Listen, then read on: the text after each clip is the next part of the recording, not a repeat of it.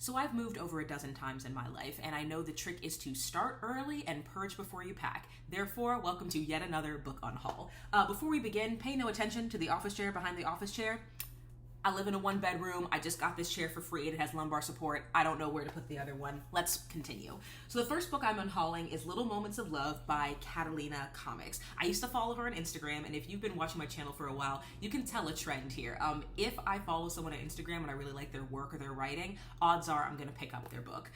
This was actually a gift for me from my partner because I used to send him these comments. They're all very sweet, slice-of-life little pieces that center around her relationship with her boyfriend. And although it is sweet, although I appreciated him picking me up like the physical copy because you know I love a book, I also feel like this doesn't really have reread value, and I haven't reread it since I got it 4 or 5 years ago. So I actually asked my partner if he was okay with me getting rid of this since it was a gift, and he's like, no, you're fine, you read it, you enjoyed it, so this will be the first one to go. Next we have The Best of HP Lovecraft, Blood-Curdling Tales of Horror and the Macabre. This was also a gift from a friend in like 2017 or 2018.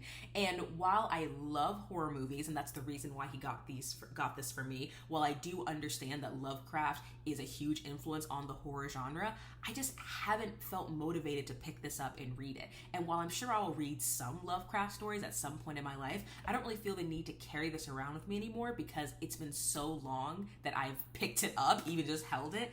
And I will admit, when I did more research into H.P. Lovecraft, into his politics, ethics, beliefs, specifically as regards to race, that kind of put me off a bit. And I want to be clear that I absolutely read books by authors who were racist in the past, or maybe anti-Semitic or ableist, because I don't actually research all the authors that I read before I read the book. So I'm sure I've read books by some problematic authors. But something about learning that he named his cat a racial slur rubbed me the wrong way. Again, I know at some point I'm going to read at least some of his stories, but I don't really feel the need to have this book on my shelf, and it's not something that I'm aching to get to. So this is going to go to the Goodwill or go to a different thrift store as well. Next we have a book I've actually read, The Broken Girls by Simone St. James. Now, y'all know I don't really read that many mystery horror thrillers, and this was an airport buy. I knew nothing about this author, nothing about the story. And while it felt unbalanced, I really, really loved certain elements of it. So The Broken Girls is set in 2 timelines, the past and the present. In the present, you have this woman who is trying to investigate the murder of her sister, and her sister's body was found on the grounds of this old abandoned like boarding school for girls that some claim is haunted. And then the scenes set in the past are when the boarding school was operational, in the time in which it also was believed to be haunted. And you have these 4 girls from completely different backgrounds who were sent there for various reasons, bonding together, trying to work through their trauma in a found family way, and also navigating some of the supernatural elements. And I absolutely loved all of the scenes set in the past. This book goes like chapter, from past to present.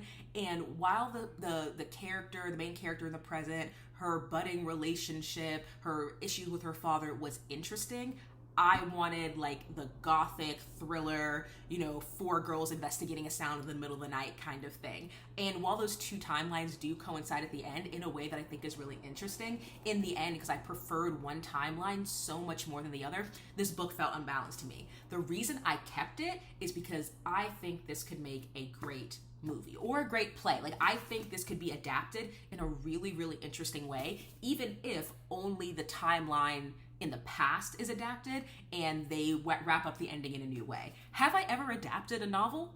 No, but for some reason I haven't wanted to get rid of this because I'm like, no, I'm going to reread it and I'm going to like really think about this because I just truly believe that this story could be really, really fascinating in a different medium.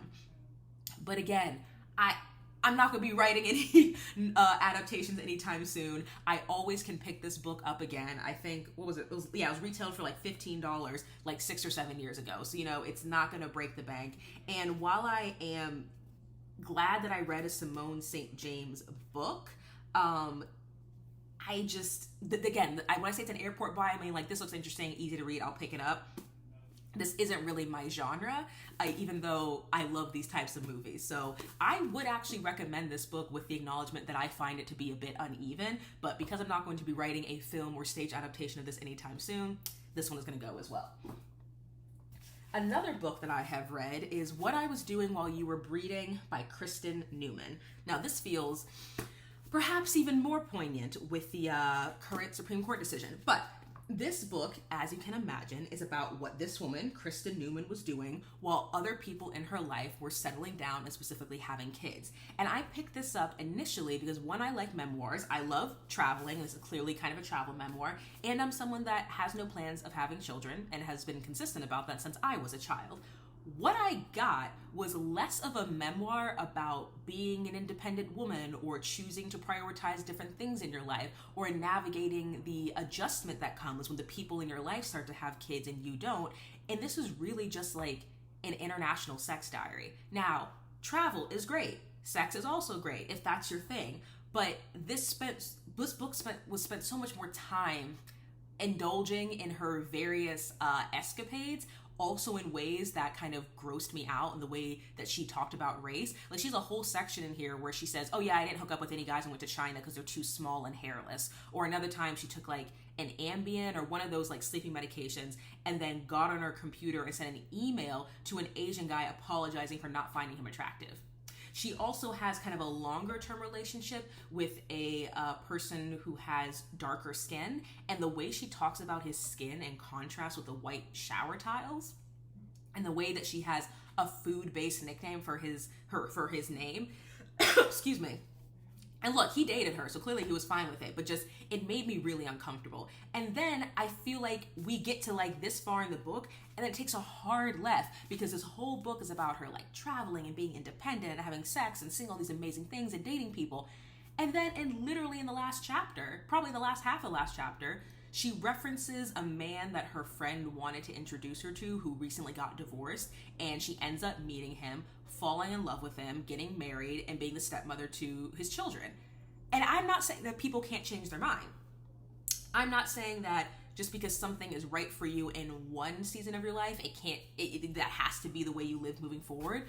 But it felt so abrupt, and it felt very much like, here are all of my, spicy adventures abroad, and here are all the men that I met, here are all the fancy expensive things I did, and then when I was done doing all that, then I got my husband and my kids and my house with the dog and the fence. And it really rubbed me the wrong way, and I was really excited by the idea of this because I feel like we don't get as much literature specifically from women about what it means to either postpone certain milestones that are considered standard, like getting married and having kids, or opting out of them entirely. So this book was disappointing, and it's not something I'll be rereading. And while I will admit there were moments where she said things that made me laugh, like she had kind of a sarcastic sense of humor, it really, really did not hit the mark for me. And frankly, in a lot of places, I'm like, this is pretty racist and also very tone deaf. So would not recommend this one. After that, we have a classic, and that is Catch-22 by Joseph Heller. Big one. Now, I want to speak very carefully about this because this is the only book that I have ever read in which, after I finished a chapter, I had to go to Cliff Notes and read a summary of the chapter because I'm like, what the hell just happened? And I'm going to say that the fact that this version has the quote from Harper Lee on the front, Harper Lee who wrote To Kill a Mockingbird, Catch-22 is the only war novel I've ever read that makes any sense. If it had not been for that quote, I would have been lost, because as you're reading this book, and you're reading things that are absurd and nonsensical and deeply unjust and unfair. You're reading about people coming up with these huge international schemes of selling items. You're reading about people who are getting paid to bomb their own battalion. You're reading about like these people who have these paranoias that they're going to die in a certain way, or that this kind of sense of invincibility that nothing can ever touch them. Like, it is something that I think would make so much more sense the second time I read it, now that I know where it's going, since it's all written out of order, except for a section in which you find out what is the kind of, how do I phrase it? Like, kind of the key moment in this main character, Yossarian's career, his military career, in which everything changes for him. I understand why it's so popular, because I've never read anything like it. I understand how hysterical it can be if, how hysterical it can be if you're someone who is willing to kind of muddle through all of the different, very distinct characters and the ways they interact, and again, the absurdity of it, the absurdity of war. And once I read that, even though this book is set in World War II, it was written like in the wake of the Vietnam War, a war that, if you're unfamiliar with American history, made no fucking sense. I would argue many wars don't make sense, but like truly, what the hell were we doing in Vietnam? Will I read this again in my life? Yes, I believe I will. Is this something I can wholeheartedly recommend to other people? No, because it's a very challenging writing style. It is very complicated and nonsensical, and that is the point. And while there are moments of like, for me, deep emotional, there are moments where I felt very emotionally impacted. This wasn't something that I enjoyed reading. I would describe this as like doing like a really, really intense boot camp workout when you're out of shape. You might be proud of yourself when you finished it. You might have learned some valuable like techniques about stretching or doing squats or something, but would you sign up to do it again? Not really. Probably the worst review I've ever given, but it's time for it to go. Next, we have a book that needs no introduction. The Souls of Yellow Folk, Essays by Wesley Yang. I hate this book. I have talked about why I hate this book in an entire dedicated video. I've also touched on the kind of highlight reasons in my video about my Asian readathon wrap-up. Not going to talk about it again, so you can go see those. Next, we have another online creator whose book I bought. Well, that escalated quickly. Memoirs and Mistakes of an Accidental Activist by Franchesca Ramsey. Now, you might know Franchesca Ramsey from her previously viral video, back when videos went viral and it meant something. That was like White Girls Be Like or White Girls Say, where she was making fun of things that her white friends or white colleagues had said to her about like race and things of that nature. She also ended up working with MTV on a show called Decoded, which from my memory and perspective was very much a educational, factual, like it was not at all what people like me were accused of being at the time, which is like over emotional social justice warriors. It's like, here's what redlining is, here's why the terms Hispanic and Latino can be so confusing. Like, it was very much an educational show, and I just remember the comment sections just being horrendous, like just so much hate, so many racist comments. So I was really curious about this woman who built this career as an author, as a media personality, as a writer, as an educator, who was focusing on issues that are considered controversial, like race and gender, when that wasn't her plan coming out. Like the accidental activist part is very real in this. And again, this is not a book that I reread, but I do remember being very impacted by it because I noticed that some of the things that she was claiming as mistakes she made along the way were mistakes that I was currently making in my journey to educate myself, in my journey to understand my role as I navigated relationships with various white people and navigated relationships with people of different class than me. So it's been so many years since I've read this, I don't feel confident saying, yeah, you should definitely pick it up. And once I got the story in my head, again, it wasn't like, I want to reread that again. This has reread value for me, which, as you can tell, is kind of a major decision-making factor.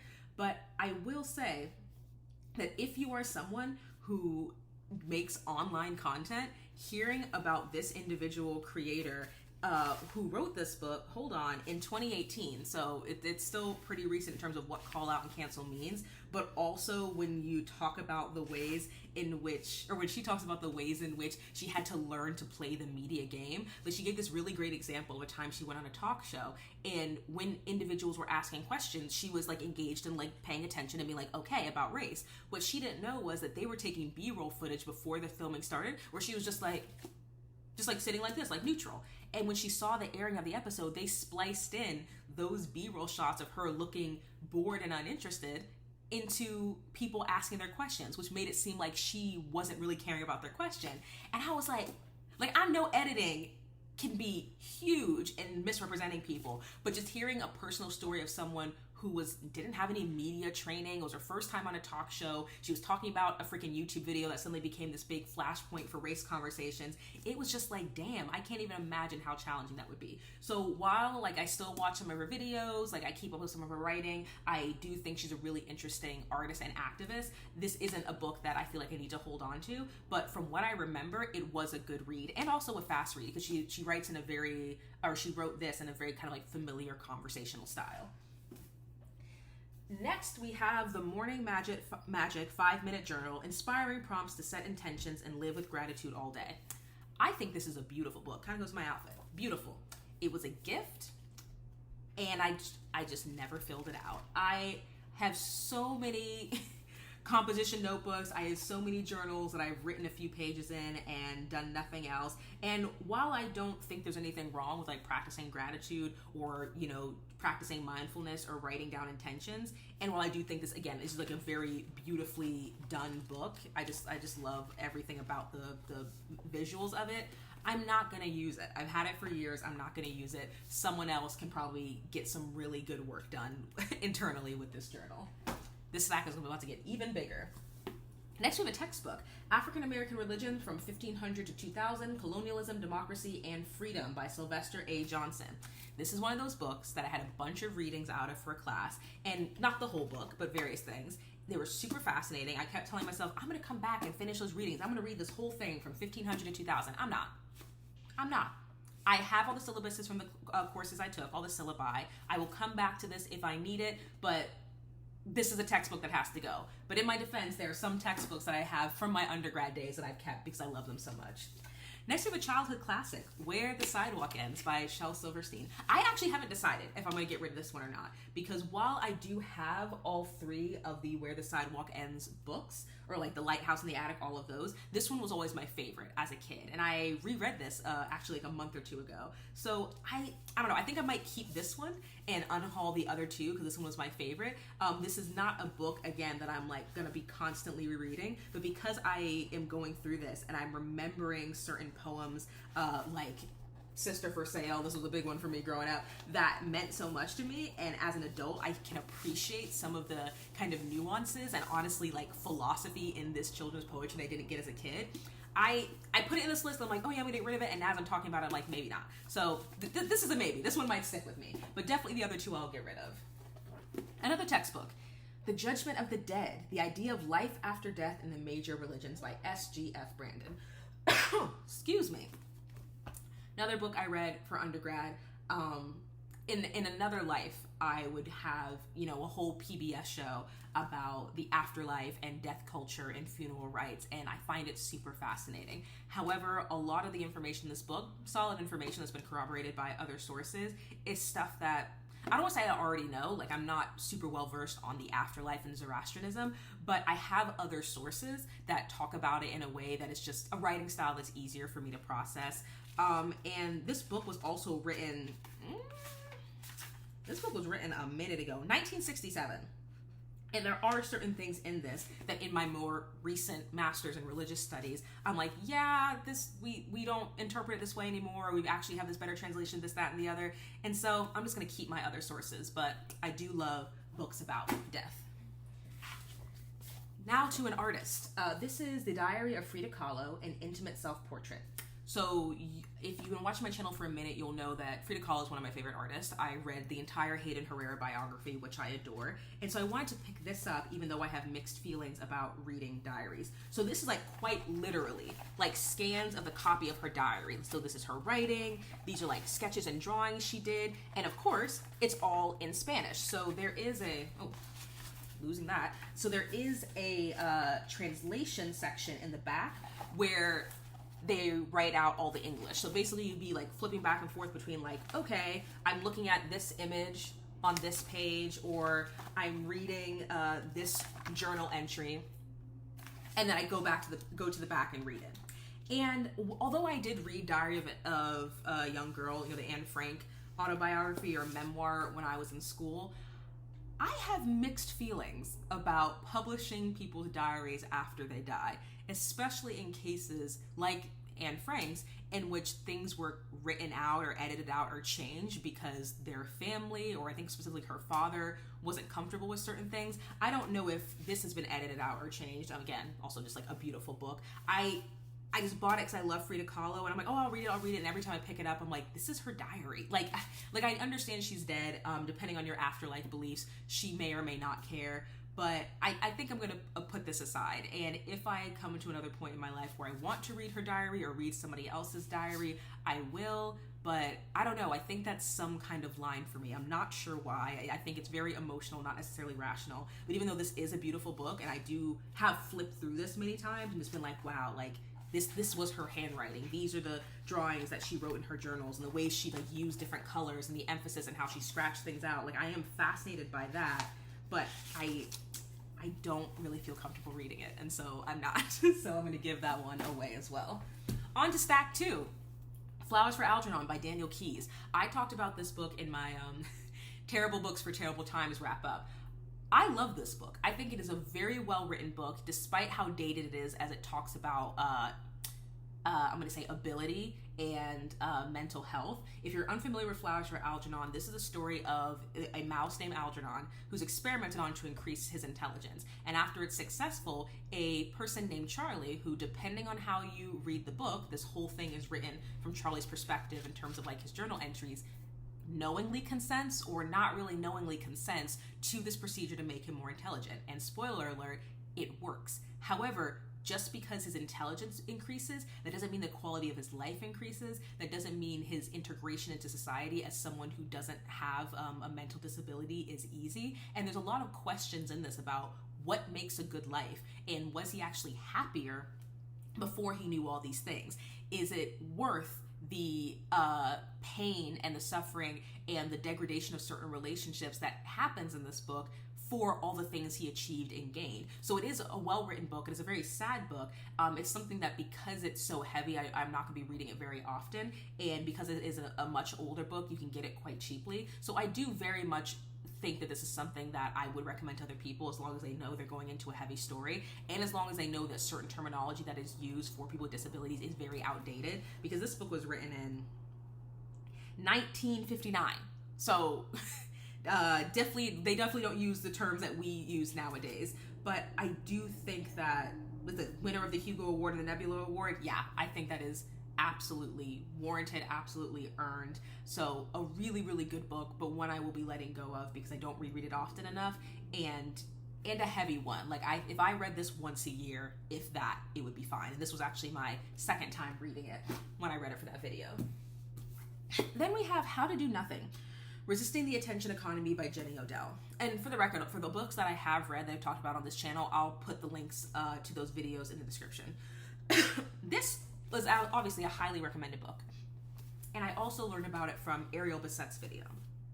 As someone who spends a lot of time online, as someone who remembers my childhood before internet and after internet, the title caught my attention. It was in the same section, another airport by, as like other kind of self-help, self-edification books. And while it is very interesting, it is not at all what I expected. Now, even though the title says How to Do Nothing, was I necessarily expecting like a bullet point list of things to do to resist the attention economy? No. Was I also expecting essays that explore various avant-garde artists who work with trash and sound? Was I expecting, a examination of how an individual's connection with their environment and being able to identify the natural flora and fauna in their neighborhood be practice of mindfulness? No. Like, this book was written by an artist, and I know authors are artists, but I mean, she's a visual artist as well, and I felt very similarly in this my experience was similar in reading this book as it was in reading Pop Song by Larissa Pham, in that I'm like, you're clearly a very intelligent person.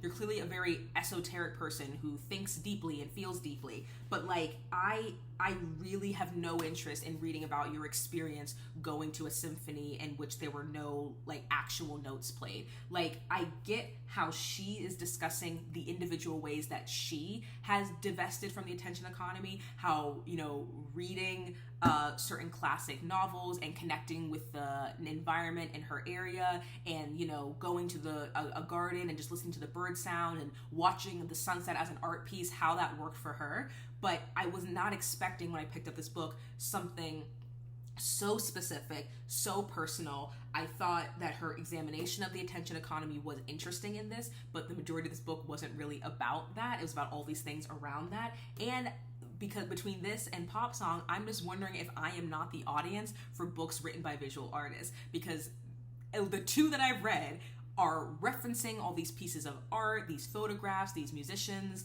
these professors. They're talking very, very specifically and deeply about many things that I have never heard of, and some of which I have no interest in. And this book, like Pop Song, felt like it was written for an audience of people in the circle, and I am absolutely not that. So do I think it's interesting? Yes. Have I read anything like it? No. And did it get me thinking in certain ways about what is art and what is my role in relationship to my environment, and what does it mean for this person to divest from the attention economy, and what could that mean for me? Yeah, but I didn't really enjoy it, and it is not something I'll be rereading.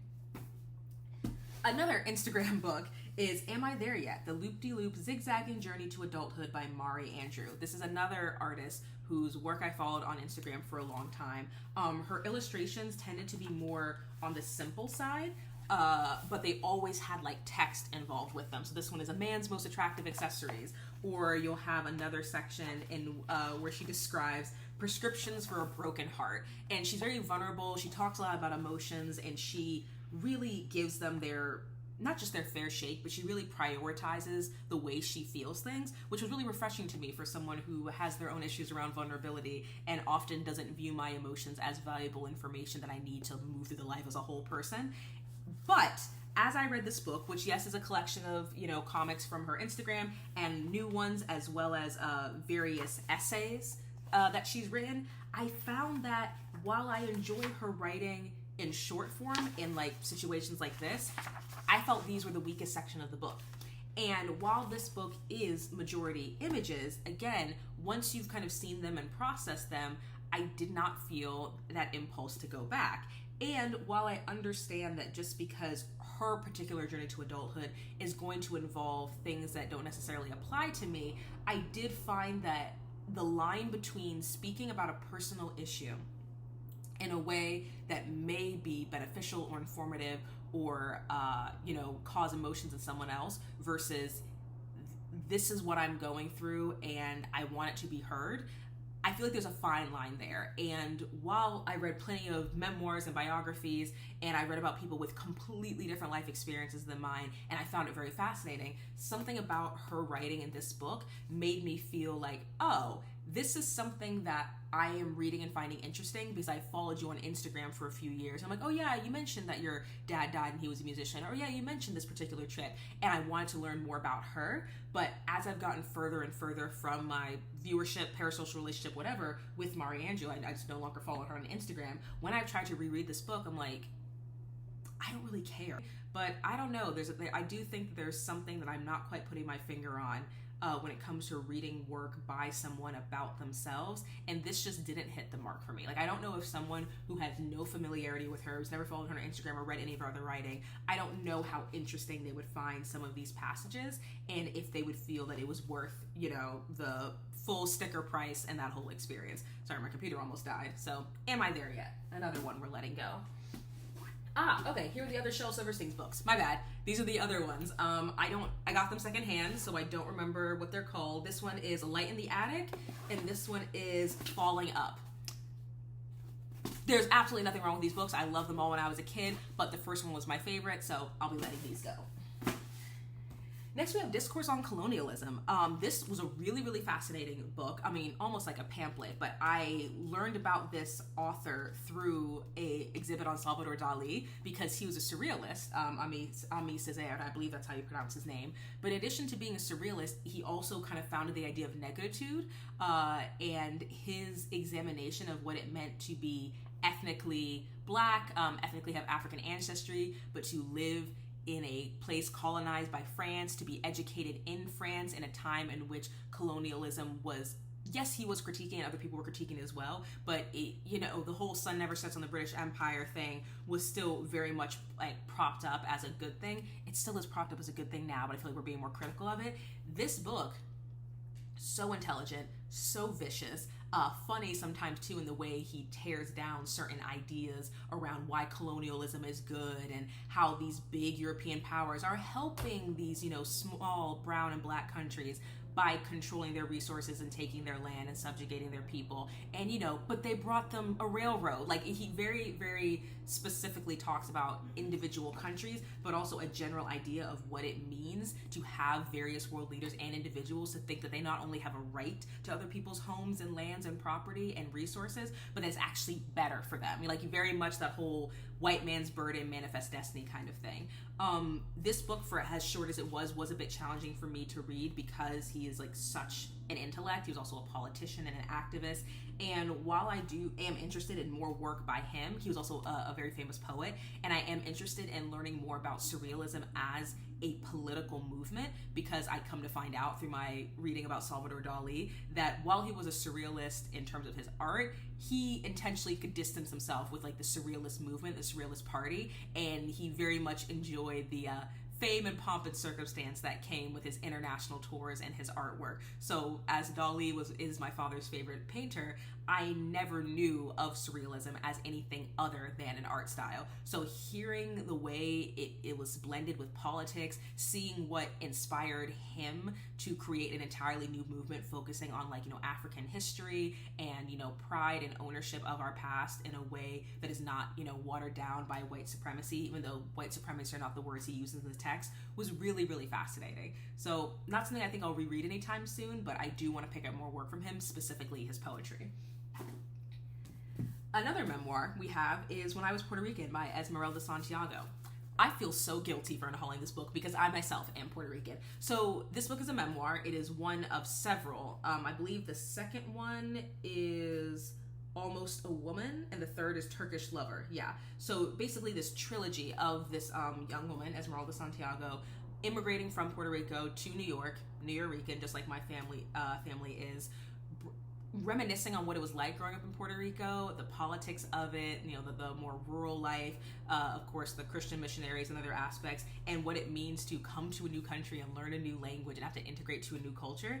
And while I found it very interesting because I wanted to know her story, I wanted to know about a story that was very similar to some of my family's story, her actual writing style didn't really resonate with me. So while I do think I am going to read Almost a Woman and The Turkish Lover, just because this book ends when she's a teenager and she makes it into this very prestigious art school in New York, and again, also my mom's family is a bunch of New Rican artists, I find that really, really interesting, and I want to learn more about someone's life who paralleled my family's in many ways, even if the particular way in which she tells her story didn't really sit with me. So I am going to read her other two books that are in this memoir trilogy, but this is one that I don't feel the need to keep.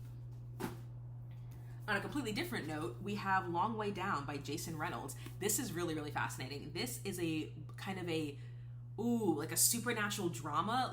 This Long Way Down is a reference to the fact that there is a boy who is a teenage boy who is looking to get revenge for the murder of someone very, very close to him.